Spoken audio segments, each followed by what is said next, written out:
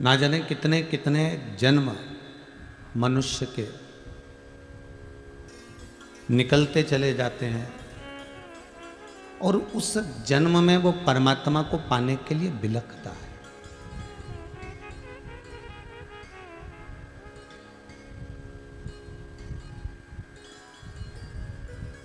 परमात्मा को पाने के लिए वो बिलखता है, उसके बाद भी वो परमात्मा की शरणागति को प्राप्त नहीं कर पाता।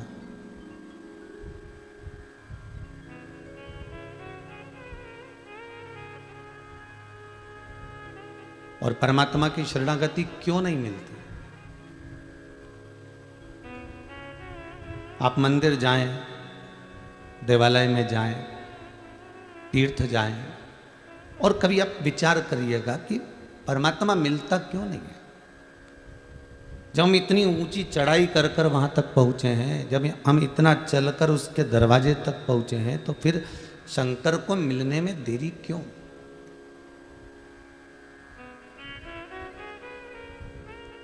वो किस लिए नहीं मिलता? उसका एक कारण है हमारा कर्म। हम पूर्व में जो कर्म कर कर आए हैं, उस कर्म के अनुसार हमें परमात्मा का साक्षीकरण नहीं हो पाता, हमें उसका दर्शन, हमें उसको दीदार नहीं हो पाता, हम उसको देख नहीं पाते, हम उसका स्मरण नहीं कर पाते।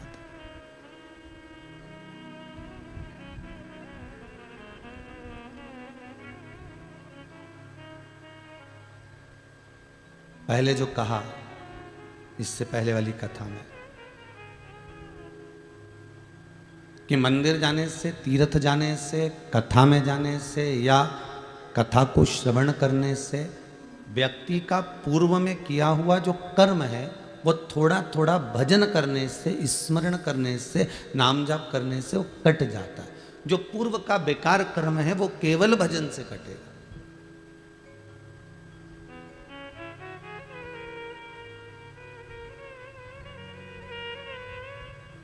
हम जितने कदम चलकर भगवान की भक्ति की ओर अग्रण्य होते हैं, हम जितने कदम चलकर परमात्मा के द्वार पहुंचते हैं, हम जितने कदम चलकर परमात्मा की शरणागति को प्राप्त करते हैं, उतने हमने पूर्व के कर्म जो करे हुए हैं, जिसमें हमने कुछ गलत करा होगा, जिसमें हमने झूठ बोला होगा, प्रपंच करा होगा, छल करा होगा, बेईमानी आदि करी होगी, वो सब धीरे धीरे कर कर वो कटते हैं।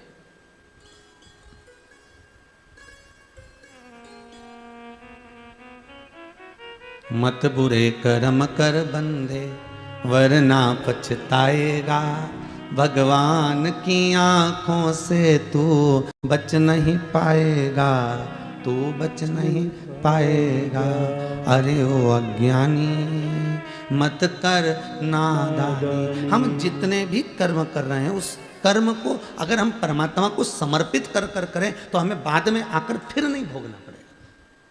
फिर वो वाली कथा याद कर लीजिए जिसमें कहा था कि हॉस्पिटल में पड़ा हुआ व्यक्ति बहुत दिन तक अगर पड़ा रहता है, हॉस्पिटल में बहुत दिन तक पड़ा हुआ है, तो फिर वो डॉक्टर से कहता है, साहब मेरी दुकान चलाने वाला कोई नहीं है, मेरा घर चलाने वाला कोई नहीं है, डॉक्टर साहब आप एक काम करिए कि ये सब दवाई वगैरह मुझे लिख दो, ये बॉटल भी मैं घर चढ़वा लूँगा, ये इंजेक्शन भी मैं घर लगवा लूँगा, मैं टेबलेट भी घर में ले लूँगा, जांच भी घर पर करवा लूँगा। अब तो अब मैं यहाँ हॉस्पिटल में नहीं रह सकता, अब मैं नहीं भोग सकता, अब मुझे आप थोड़ी सी दवाई लिख दो, आप पर्चा बना दो, मैं इसको लेकर चले जाता हूँ और अब मैं वहाँ पर घर पर सब ले लूँगा, घर भी देख लूँगा, दुकान भी चला लूँगा और घर को भी साथ लूँगा।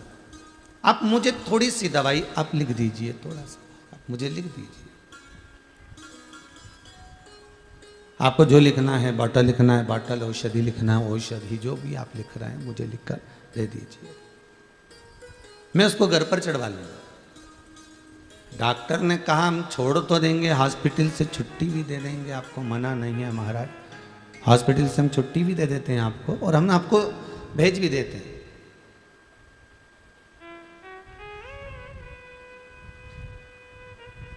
मना नहीं है,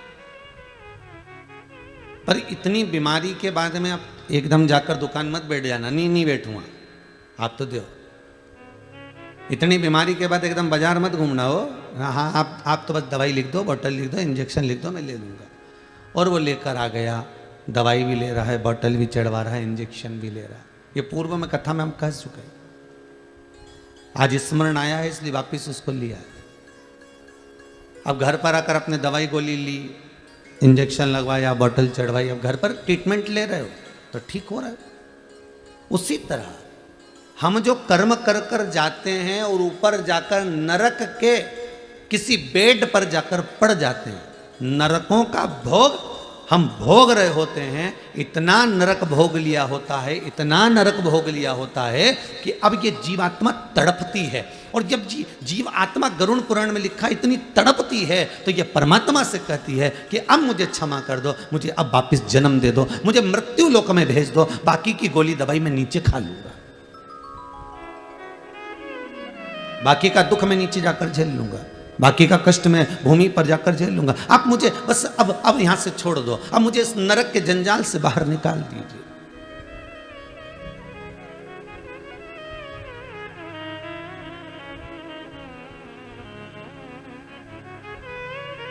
और इस नरक से मुझे जब आप बाहर निकाल देंगे, इस नरक से आप मुझे जब छोड़ देंगे, मैं मृत्यु लोक में जाकर जो थोड़ी बहुत ट्रीटमेंट है, थोड़ी बहुत दवाई, थोड़ी बहुत बॉटल, थोड़े बहुत इंजेक्शन लेते रहूंगा। तो यहाँ मृत्यु लोक में कई लोग कहते हैं महाराज जी ये तो बताओ कि हमने पूर्व में कौन सा कर्म किया जो आज आकर हम भोग रहे हैं। ये भोग क्यों रहे हैं? क्योंकि ऊपर नहीं भोग पाए पूरा तो नीचे आकर भोगना पड़ रहा है। वहां से हाथ पैर जोड़ के तुम छुट्टी करा के लिया है क्या? हमें अब हॉस्पिटल में नहीं रहना, हमारी तो छुट्टी करो, हम तो नीचे जाके बॉटल चढ़वा लेंगे, हम तो नीचे जाके इंजेक्शन ले लेंगे, हम नीचे जाकर ट्रीटमेंट सब करवा लेंगे, पर आप हमें छोड़ो। भगवान ने भी कह दिया जैसे हॉस्पिटल से छुट्टी करा कर ले आते हो, ठीक नहीं हुए तो भी छुट्टी करा कर लिया, उस नरक से भी जीव त्राही त्राही करता है, बहुत रोता है, बिलखता है, चरणों में पड़ जाता है, विनती करता है कि मुझे इस जंजाल से मुक्त कर दो। और भगवान उसको मुक्त कर कर भेज भी देता है। तो भगवान कहता है दवाई तो लेना पड़ेगी ना, तो कि नीचे जाकर ले लूंगा। तो ये जो हमें दुख मिलता है, ये तकलीफ आती है, जो कष्ट मिल रहा है, जो बीमारियां आ रही हैं, जो तकलीफें आती हैं, ये हमारा पूर्व का कर्म का भोग हमको मृत्यु लोक में जाकर भोगना पड़ता है, कोई दूसरा नहीं भोगेगा।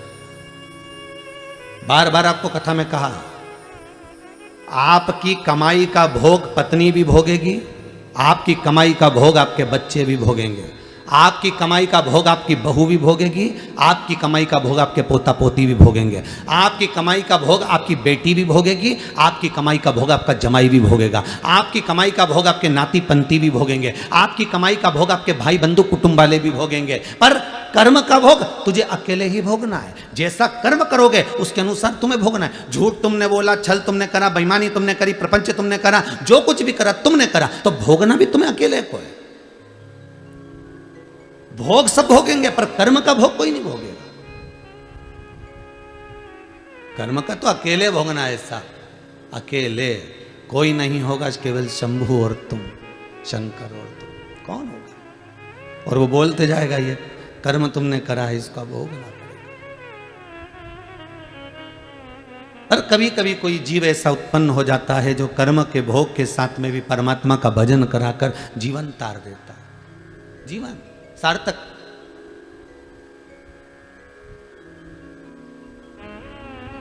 ये जो आनंद की अनुभूति है, ये यही सुख देती है, ये दूसरा कोई सुख नहीं है। आज हम अगर भोग रहे हैं, थोड़ा सा कर्म अगर हमको मिला है, कोई राशि ठाट मिला है ना, तो भी समझ लेना भगवान की बड़ी कृपा हुई हो। कुछ खाने को अच्छी गुलाब जामुन, रसगुल्ला, इमारती जलेबी मिल रही है तो भगवान को धन्यवाद देते रहना हो कि ये भगवान बड़ी कृपा करी है तुमने। मनुष्य से तो जोरदार पक्षी होता है साहब, जितनी बार दाना चुगता है उतनी बार भगवान को नमन करता है, मुंडी झुकाएगा। दाना जब चुगेगा, चुगता जब है जब मुंडी उस सरकार के आगे झुका देता है। किसके आगे? उस परमात्मा के आगे।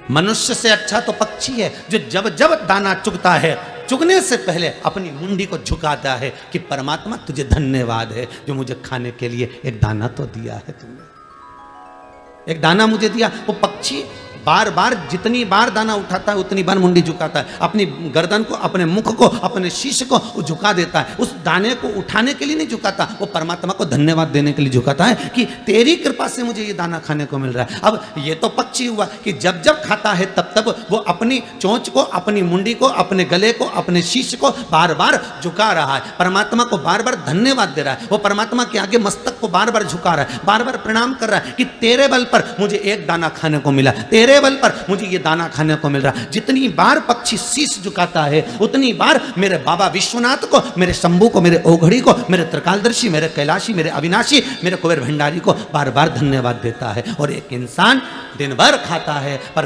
धन्यवाद देने का टाइम 2 समय बना रखा है। हम 2 अगरबत्ती सुबह लगा देते हैं, शाम को दिया लगा देते हैं, उतनी देर में भगवान का कोटा पूरा कर देते हैं। मतलब भगवान को भी काम के रूप में यूज कर रहा है।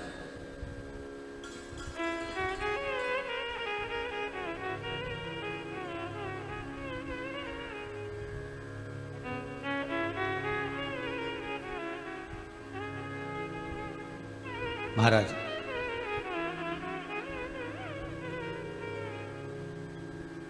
केवल मंदिर जाने पर परमात्मा कभी नहीं मिला रे बाबा।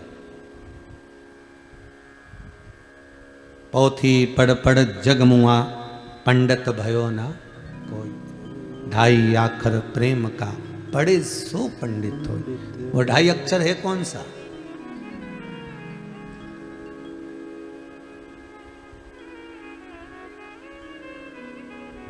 कौन सा है 2.5 अक्षर प्रेम का जो पढ़कर जीव परमात्मा का हो सकता? और वो 2.5 अक्षर कोई दूसरा नहीं, वो 2.5 अक्षर केवल आपके हृदय का, मन चित्त वृत्ति को किसी भूखे के भोजन में, किसी प्यासे के पानी में, किसी पथिक के पवन में, राहगीर की सेवा में लगा देने पर ही परमात्मा प्रसन्न हो जाता है। कहते हैं आप मंदिर में जाकर अगरबत्ती नहीं लगा सकते, धूप बत्ती नहीं लगा सकते, दिया नहीं जला सकते, बेलपत्र नहीं चढ़ा सकते, पानी नहीं चढ़ा सकते, चंदन नहीं लगा सकते, पुष्प नहीं लगा सकते, पुष्प नहीं चढ़ा सकते, आप भगवान को जल नहीं चढ़ा सकते, भले मत चढ़ाओ। मेरा शंकर कभी आपसे कहने के लिए नहीं आएगा कि तूने ये नहीं करा।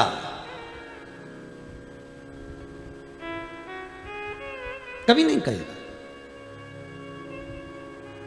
94 तरह के नरकों में गरुड़ पुराण के अंतर्गत जितने नरक कहे गए हैं उसमें कोई नरक ऐसा नहीं लिखा कि तुम मंदिर नहीं गए इसलिए तुम्हें नरक भोगना पड़ेगा।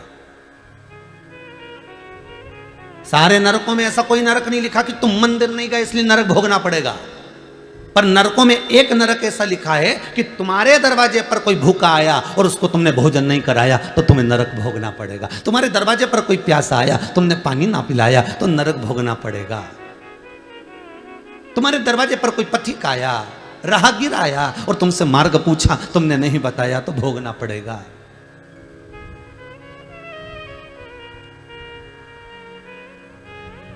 तुम्हारे दरवाजे पर गौ माता आई, एक रोटी ना दे पाए, दरवाजे पर रात भर कुत्ता भोंकता रहा, तुम्हारी चौकीदारी करता रहा क्योंकि उसको एक रोटी इस दरवाजे से मिलती थी और वो नहीं दे पाए तो नरक भोगना पड़ेगा। किसी वृक्ष के नीचे चींटियां बहुत सारी हो रही है, थोड़ा सा जाकर आपने एक भाग नहीं डाला, नरक भोगना पड़ेगा। वो आस लगाकर बैठी हुई, बहुत अरमान लेकर बैठी हुई, उसके बाद भी हम उसको कुछ ना दे पाए। गरुड़ पुराण में ये नहीं लिखा कि आप मंदिर नहीं जाओगे तो नरक भोगना पड़ेगा। गरुड़ पुराण कहती है कि किसी पथिक को, किसी राहगीर को, किसी भूखे को, किसी प्यासे को, किसी अन्य को जिसको जरूरत है उसको नहीं दे पाए तो भी नरक का काम, तो भी नरक है।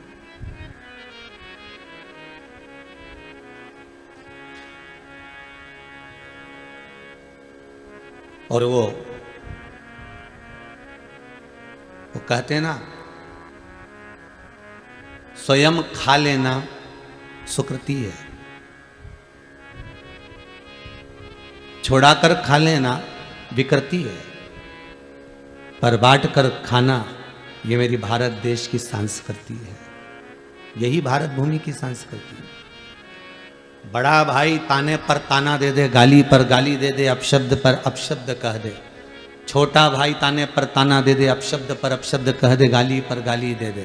देवरानी कितनी भी गाली दे, जेठानी कितनी भी गाली दे, ननंद कितनी भी गाली दे, सास कितनी भी गाली दे, अपशब्दों पर अपशब्द कह रही हो, वाणी पर वाणी कह रही हो, गाली पर गाली दे रही हो, पर फिर भी आपकी चेष्टा, आपकी एकाग्रता, आपकी चित्तवृत्ति, आपका मन, सास गाली दे रही है बहू को, वो दे, बहू अगर कुछ कह रही है उसकी मर्जी, वो कहे, मना नहीं, पर निवेदन इतना है, उसके कर्म,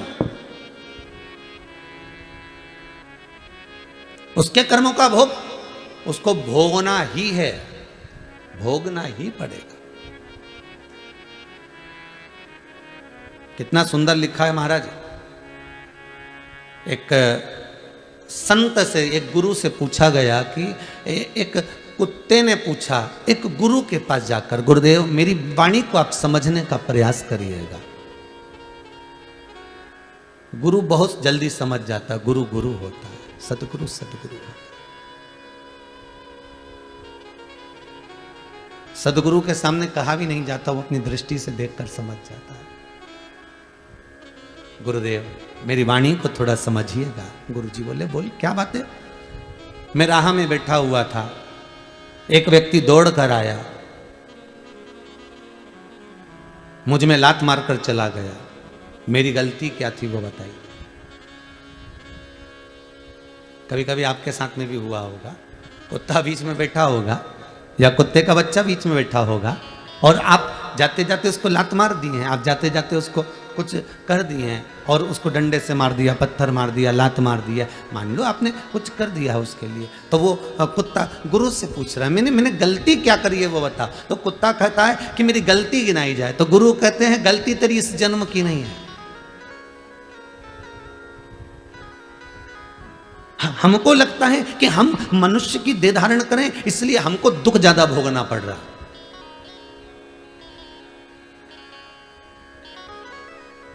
हम मनुष्य की देह धारण करें इसलिए दुख हमको मिल, नहीं नहीं नहीं, ऐसा नहीं है।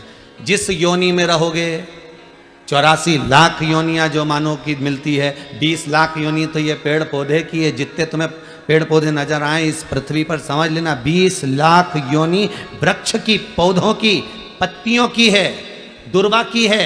20 लाख योनि केवल इन वृक्ष जैसे खड़े ठूट जैसे पड़े रहना पड़ेगा। पानी भी गिर रहा है, गर्मी भी पड़ रही है, ठंड भी पड़ रही है, एक जैसे लोग पत्थर उठा उठाकर मार भी रहे हैं। 20 लाख योनि में से ये जितने पौधे होते हैं, जितने वृक्ष होते हैं, ये हाथ जोड़ते हैं परमात्मा के कि हमको कांटे वाला पौधा बनाना। कौन सा पौधा बनाना? कांटे वाला। ये जब वृक्ष की 20 लाख योनियां होती हैं तो परमात्मा के आगे हाथ जोड़ते हैं, हमें कांटे वाला पौधा बना दो, पर हमें फल वाला पौधा मत बनाना। वृक्ष कहते हैं हमें फल वाला पौधा मत बनाना, हमें आम का पेड़ मत बनाना, हमें बेर का पेड़ मत बनाना, हमें इमली का पेड़ मत बनाना, जिसमें फल लगते हो, सेतूत लगते हो, जिसमें खजूरे लगते हो, ऐसा पौधा हमें मत बनाना। हमको तो तुम कांटे वाला बना दो, बेकार बना दो, पर हमें फल वाला पौधा मत बनाना। 20 लाख योनियों में से 20 लाख योनि के जब वृक्ष की योनि बनती है तो ये निवेदन करते हैं। तो पूछा इनसे, तुम क्यों नहीं बनना चाहते आम का पौधा, तुम क्यों नहीं बनना चाहते इमली का पौधा, तुम क्यों नहीं बनना चाहते यहाँ पर खजूर का पौधा, क्यों नहीं बनना चाहते तुम जामुन का पौधा? तो वृक्ष कहते हैं हम पल पोस कर बड़े होते हैं, बड़ी मुश्किल से तो खड़े रहते हैं, पानी में, गर्मी में, ठंड में खड़े हुए हैं, उसके बाद भी हर साल लोग आते हैं और पत्थर मार मार कर जाते हैं। ये सहन नहीं हो पाता है, ये सहन नहीं हो पाता।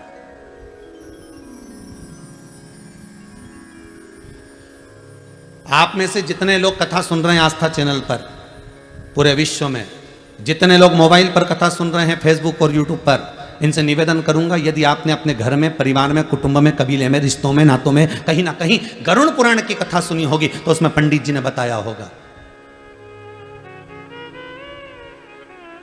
कि आम का पेड़, जामुन का वृक्ष, खजूरे का वृक्ष, फलदार वृक्ष कब बनता है व्यक्ति। ये गरुड़ पुराण के अंतर्गत लिखा हुआ है कि व्यक्ति, ये वृक्ष चौराहे पर, रोड पर, किनारे पर केरी का, आम का, बेर का, इमली का ये पेड़ क्यों बनता है?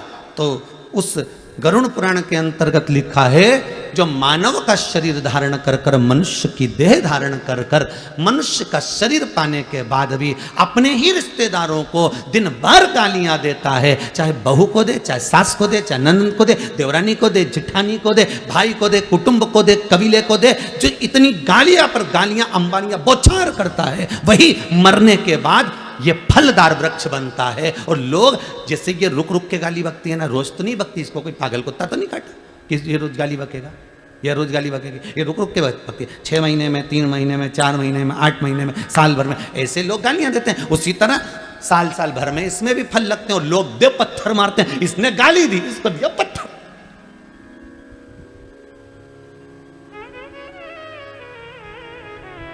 ना सास समझ पाती है कि मैं बहू को गाली ना दूं, ना बहू समझ पाती है कि मैं सास को ताने ना दूं। दोनों अगर ये समझ जाए ना, ये शिव महापुराण के पहले दिन की कथा ही समझ गए नहीं तो समझ लो जिंदगी सवर गई। कि हमने गाली दी और बेर का पेड़ बने और लोगों ने पत्थर दिया और एक बार में काम नहीं चलेगा, कितने समय तक खड़ ठूट जैसे बड़े बड़े। हमने अपशब्द किया, बस वो विक्रम और बेताल की कथा याद कर लो, तू बोला और मैं चला, उतने में समझ जा। हमने किसी को अपशब्द कहा, हमने किसी को ताना दिया, हमने किसी को गाली दी, हमने किसी के लिए अपशब्द कहा, बस समझ लेना इमली का पेड़ बनने वाले हो, बस बेर का पेड़ बनने वाले हो, केरी का पेड़ बनने वाले हो। और ऐसी जगह भगवान लगाएगा कि लोग पत्थर मार के जाएंगे और पत्थर खाए बगैर तुम मानने वाले नहीं हो, क्योंकि तुम्हारे मुख से अपशब्द इतने निकल गए, ताने इतने निकल गए, गालियां इतनी निकल गई कि संबोधन किससे? जैसे तुमने बौछार करी वैसे पत्थर की बौछार होती।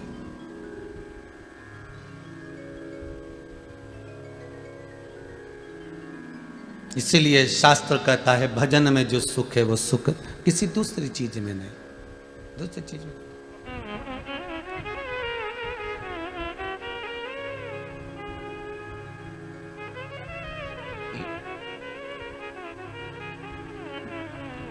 ये चंडीगढ़ के रमेश कुमार जी अगर कथा करवा रहे हैं, इन्होंने आशीष जी को लिखकर भेजा है, समीर जी को।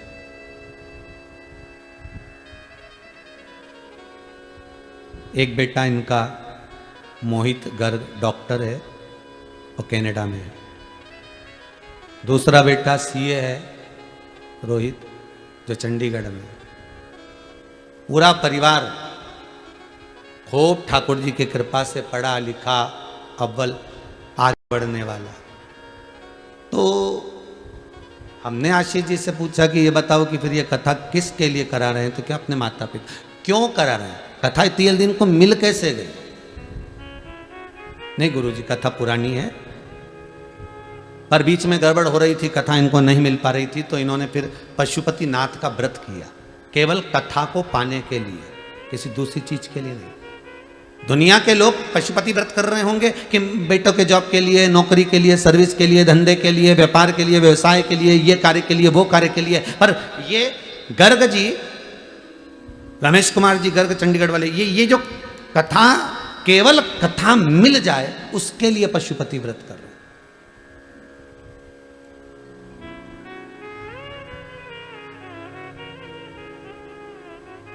और देखिए कैलाश मानसरोवर की इन्होंने यात्रा करी तो भी वहां विनती करके आए, एक बार बस बाबा कृपा करना, एक बार कृपा ऐसी हो जाए कि बस शिव महापुराण की कथा का रस तत्व मिल जाए। कुछ मांगना नहीं है, मांगा किसको है? परमात्मा को। मांगा किसको है? केवल परमात्मा को। और वो परमात्मा का चरणारविंद का अगर सुख मिल गया तो जीवन में कोई दूसरे सुख की जरूरत ही नहीं। मिलता है सच्चा सुख केवल भोलेनाथ तुम्हारे चरणों में, शंभुनाथ तुम्हारे चरणों में। वो जीवन का सुख मिल जाए बस, बहुत उतना। वो सुख सर्वप्रथम। अपशब्द कह दोगे, कहे थोड़ी देर के लिए आपने अपशब्द कह दिया, थोड़ी देर के लिए आपके मुख से अपशब्द निकल गया, थोड़ी देर के लिए आपके मुख से गाली निकल गई, थोड़ी देर के लिए आपके मुख से ताने निकल गए, थोड़ी देर के लिए आपने किसी का दिल दुखा दिया। पर उतना याद जरूर रखना कि बेर का पेड़ जब जब यहाँ से जाओ ना, जब जब कहीं निकल के जाओ ना, तो बेर का पेड़ मिल जाए तो समझ लेना ये भी वही है, अपने रिश्तेदार। इन्हें खूब गाली बकी ने बापड़ा बेचारा पेड़ बन के खड़ा हो गया। जब तुम इमली का पेड़ देखो तो तुम्हारे मुख पे आ जाना चाहिए ये इमली का पेड़ नहीं, ये कोई बेचारा है जिसने खूब गाली बकी ने इमली का पेड़ बन गया। जब तुम खजूर का पेड़ देखो तो समझ जाना इसने खूब गाली, जब तुम जामुन का पेड़ देखो तो समझ जाना इसने खूब गाली बकी। अर्थात इसको पत्थर जो मिल रहे हैं ये उसी के फल मिल रहे हैं जो इसने करा है।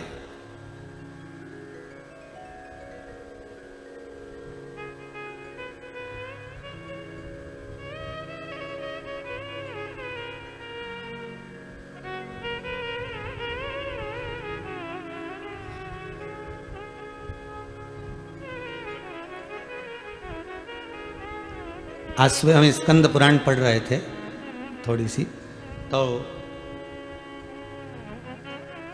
उसमें बंटी जी परिहार ने एक प्रश्न किया है, गुरुदेव आप हमेशा कहते हो कि वृक्ष की योनि ये है, उसकी योनि ये है, ये जो गन्ना लगता है ना, शुगर गन्ना जिसकी शुगर बनती है, शक्कर बनती है, ये गन्ना भी तो पेड़ पौधे में आता है, तो फिर ये योनि कैसी है?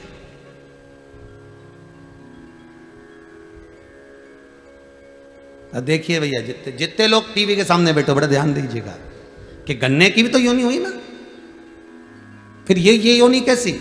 आपने दुर्वा की कही, आपने तुलसी की कही, आपने बड़ की कही, आपने पीपल की कही, सब कुछ। तो ये जो गन्ना है जिसको लोग जूस निकाल कर पीते हैं, गन्ने का रस पीते हैं, इसकी योनि क्या? इसका भी वर्णन मिलेगा भविष्य पुराण में, स्मरण करिएगा थोड़ा सा, जहाँ नरकों का कथन लिखा है उसमें आपको मिल जाएगा। ये जो गन्ना है ये कोई साधारण नहीं है, ये कौन सी योनि है? तो कहा जो व्यक्ति किसी साधारण व्यक्ति को, साधारण व्यक्ति को,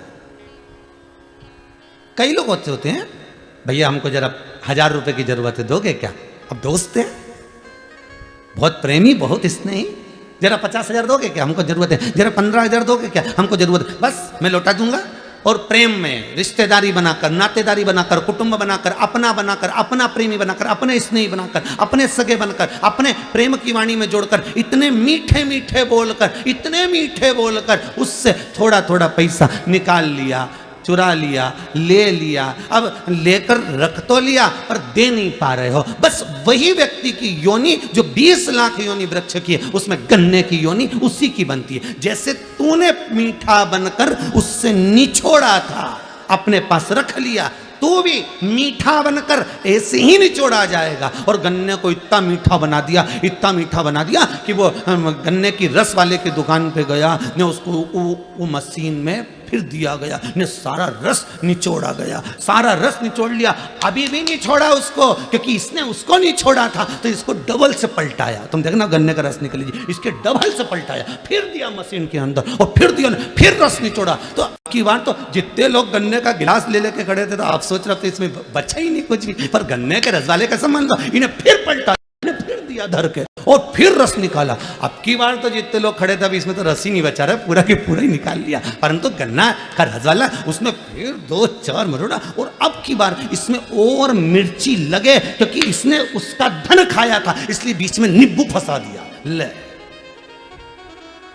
बीच में नींबू फंसाया और फिर दिया मशीन के अंदर, फिर रस निकला। अभी भी रह गया तो क्या भी रुक जा, पुदीना और डालू, रुक। और फिर इसने निचोड़ा, फिर दमदारी से फिर उसको चोरबत्ती करी और फिर उसमें पुदीना डाल दिया, ले फिर दिया धर धर के, कहीं नहीं बचा। ऐसा हो गया बेचारा, छिलका छिलका अलग अलग हो गया। फिर उठा के उसने ठेले के, जितने सुन रहे हो आस्था पे बोलो तो, फिर ठेले के नीचे डाल दिया, उसको डस्टबिन में पटक दिया, कचरे में डाल दिया। अब उनमें इतना रस नहीं बचा कि मक्खी भी कुछ खा सके, इतना ही नहीं बचा। फिर भी मक्खी ने सोचा थोड़ा बहुत पड़ा हो तो अपन ही निपटा लो।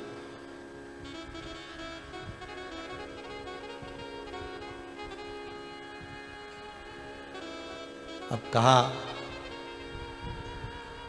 रेते पान चुराए पर गन्ने का रस पीने गए तहसील चौराहे, गन्ने का रस पीने गए भोपाल नाका, गन्ने का रस पीने गए हाउसिंग बोर्ड कॉलोनी। तो सोचा अपन रहते तो वहाँ थे, फिर गन्ने का रस वहाँ क्यों पिया? मतलब वो जिसने खाया था उसी एरिया का था, उसी क्षेत्र का था, तो हिसाब बराबर करना है ना। तो उसने तुम्हारा खाया, तुम उसको निपटा जा, पिला दी, भगवान के ले जा। और जिसका खाया था तो उसने चीटी बनकर निचोड़ा, अभी भी नीचे एक फालतू नहीं पड़ा हो। जिसका खाया उसने चीटी बनकर नहीं छोड़ी 8 दिन तक 7 दिन तक, मक्खी बनकर नहीं छोड़ा, चींटा बनकर नहीं छोड़ा, उसने सब तरह से निचोड़ लिया। अब तो वो गन्ने का छिलका भी कह रहा, भगवान अगली बार किसी का रुपया नहीं खाऊंगा, सबका देख के आऊंगा, नहीं तो फिर निचोड़ा जाऊंगा। ऐसा काम मत करना, भोगना तो।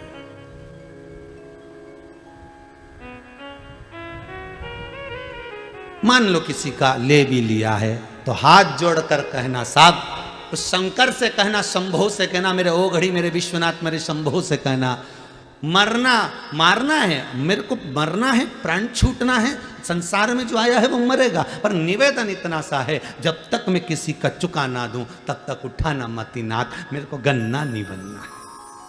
भगवान से कहना, मुझे ऐसा।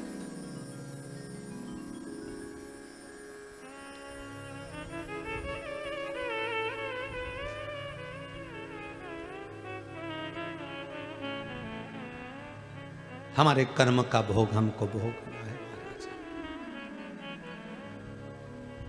कोई दूसरा नहीं भोगेगा, कोई दूसरा नहीं, पत्नी नहीं भोगेगी, बच्चे नहीं भोगेंगे, कोई नहीं भोगेगा, भोगना आपको है। ऐसा कर्म करते चलना जिंदगी में जिसमें सुख का अनुभव हो आपको, ये दिल, ये हृदय, ये चित्त, ये वृत्ति बड़ी आनंदित हो आपकी, आपको बड़ा सुकून मिले, आपको बड़ा आनंद मिले, ऐसी जिंदगी जीना, ऐसा जीवन जीना। संत जो होते हैं ना, साधु जो होते हैं ना, गुरुजन जो होते हैं, जो सत्य के गुरु हैं, जो सत्य के साधु हैं, जो सत्य के तपस्वी के भाव का आनंद ले रहे हैं,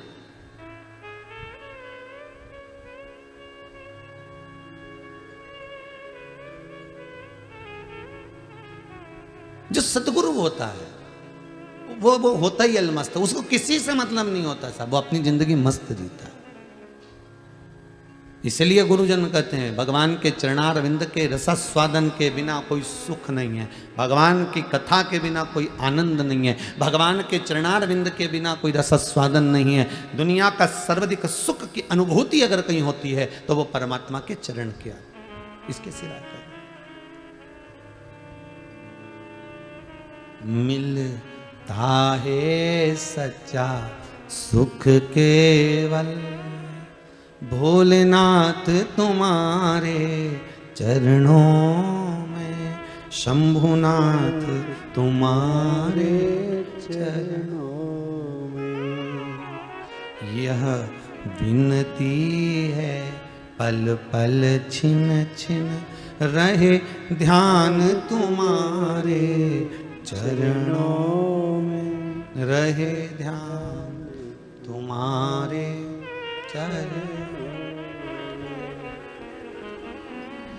चाहे कांटों पर मुझे चलना हो, चाहे छोड़ के देश निकलना हो, चाहे कांटों पर मुझे चलना हो, चाहे देश निकलना हो, चाहे कांटों पर मुझे चलना हो, चाहे छोड़ के देश निकलना हो, चाहे कांटों पर मुझे चलना हो, चाहे छोड़ के देश निकलना हो, पर मन नहीं डगमग मेरा हो, पर मन